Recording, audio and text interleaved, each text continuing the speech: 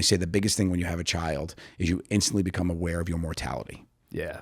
The clock is ticking. It's like, okay, how am I going to, I lost my father, I was 19 years old, still probably had the biggest impact on my life out of anybody in my life. And I barely knew him. You know, the first couple of years, you don't even know anything. Yeah. You're putting your foot in your mouth, you know, figure anything out. Right. So then, and I had him for, you know, I was just 19 when he passed, you know? Yeah. So it's like, okay, so for me, I already come at it with that lens. It's like, all right, what do I got to do here for my daughter and son, you know? And then after you realize that's like, okay, now I got to get them all set up. And you're never focusing, you're always focusing on them, but you're not necessarily focusing correctly. Like you think you know what you're doing. Yeah, yeah. Okay, so I think the first step was always like, okay, you don't. Like, you know, I tell a story all the time. I came home from tour right before COVID, right before the world shut down. My daughter, she's 5 years old at the time.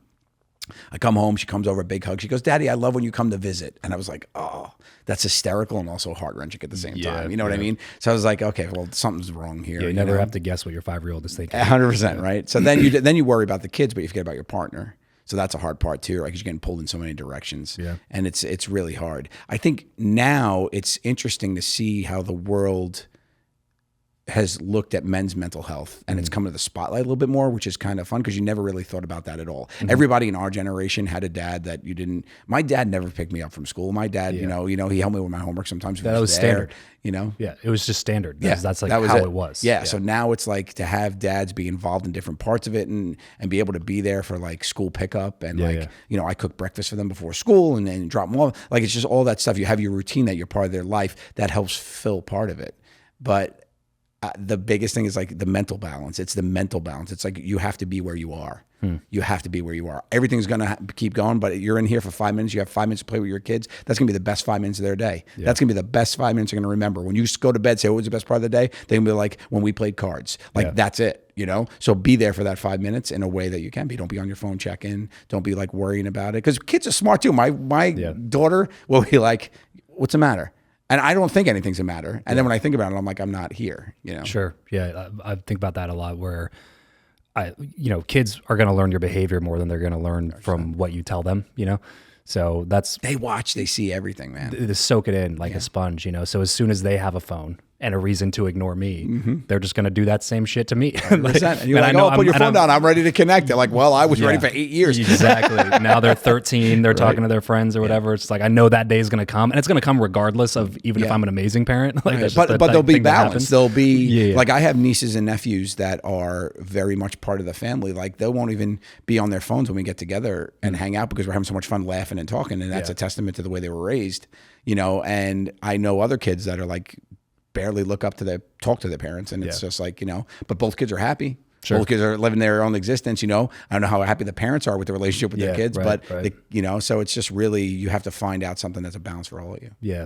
The hardest part is, I think, the partner. I mean, that's what I had to find out, was like with my wife, it was like, okay, you have to also remember that you don't know what anybody's thinking. I always say that all the time. Even if you think you have each other's soul, your soulmate or whatever, no one knows what you're thinking. You have to say what you're thinking. Yeah. You know, because we do this thing as humans where we get mad that somebody we know and love the most in the world knows. You should know. That's the stupidest thing in the world to say to somebody. You should know is the dumbest sentence that should be out of your mouth. Like when you say it, you're wrong. Like they don't know. You should know only if you told me is how I'm going to know. Right. Right. So I'm not talking about like the huge big things. Of course, you know it's wrong if you do something. I'm like, but exactly. I mean, like you should know, like if it's a little thing that's bugging you, you got to catch it when it's little, man. Yeah. So much easier to squash a bug. Well, you said something too that was interesting because it's something that I resonate with, where you're gone so much, you're doing so much, you have so much on your plate that when you are together, you don't want to bring up the little thing that you don't want to talk Vacation about. Time, right? Exactly. Vacation. Yeah, it's like I'm you home want 3 to be days, happy, man. Let's be happy smiles. for 3 days. Yes, exactly. Yeah. Like we only got a little bit of time, so like let's not ruin it by talking about serious things. 3 days together, happy. You forget about the 4 days apart, miserable. Yeah. Right? Yeah. Like that's the worst thing. That's when the damage is being done because you have nobody to talk to. You're by yourself and you're thinking about all the things that are wrong. Right. When you have time to think about it. Yeah. You know, so I think it's really, really important. It's a big lesson learned for me, and it's a way to a happier existence, I think. You know? Sure. It also relieves some pressure off yourself. Just know you're not going to get it right. You're not. It's fine.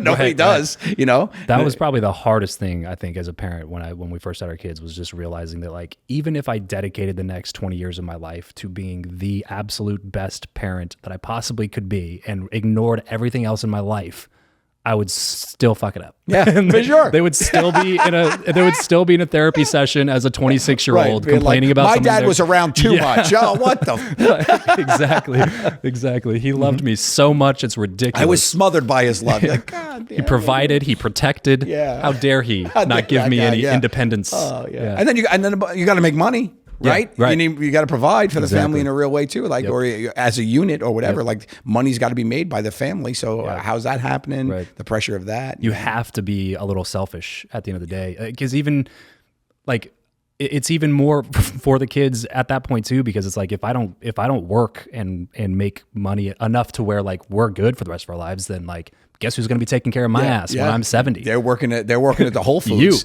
trying to take care of you, make money to help you, picking up the night shift. So it's definitely one of those things I've struggled with a lot. Is like like I said, I've never felt my ambition leaving my body as much as I did when I had kids, because it was just like, man, I just want to hang out. Yeah. I want to be with them. I would say it's your focus taking over instead of your ambition, right? Because ambition, we're just chasing this thing that we think we have to do. It's like, oh, I got to make this thing happen, but then you look at the kid, you're like, oh, I did it. It's like, here they are. Like, this is what it's about for me, right? You know, especially if you like your kids. If you got shit kids, you're like, get me out of here. I got to go to work. I'm sorry. I'm so sorry, but I got to go. Yeah. I'll be back in a month. I got a podcast in Alaska. I got a deal for a 6-month thing. Yeah. I hear the milk is like a couple states away. Yeah, you got to go. I'll be back. Don't wait up.